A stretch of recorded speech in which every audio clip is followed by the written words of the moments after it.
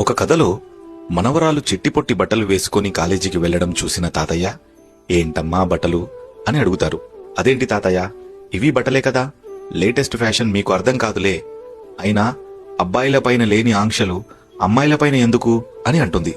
దానికి తాతయ్య తనని దగ్గరకు పిలిచి, అమ్మా నువ్వు చదువుకున్న పిల్లవి కదా, అతి విలువైన ఖనిజాలు ఏంటో చెప్పు అని అంటాడు. బంగారం, వజ్రాలు లాంటివి తాతయ్య అని అంటుంది. మరి తక్కువ విలువ గల ఖనిజాలు ఏంటి అంటే ఇనుము, రబ్బరు లాంటివి తాతయ్య అంటుంది. నీ విలువైన డైమండ్ రింగ్స్, బంగారు చైన్లు ఎక్కడ దాచావు? జాగ్రత్తగా బీరువాలో దాచాను తాతయ్య అని అంటుంది. మరి ఇనుముతో పనిముట్లు, రబ్బరుతో వస్తువులు చేసినవి ఎక్కడ ఉంటాయి?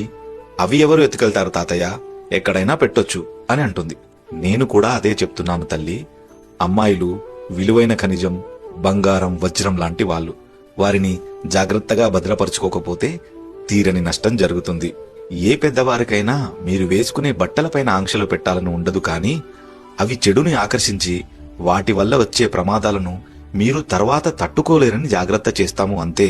మేము మారాము తల్లి. మీరు గుడికి పొట్టి బట్టలు వేసుకోవద్దని గొడవ చేసే మేమే సముద్రానికి వెళ్తే బట్టలు తడవకుండా ఉండాలని కోరుకోము కదమ్మా.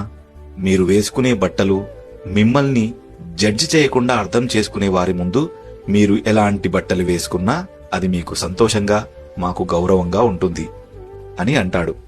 నేను చెప్పిన దాంతో మీరు ఏకీభవిస్తే ఒక లైక్ చేసి ఫాలో చేయండి.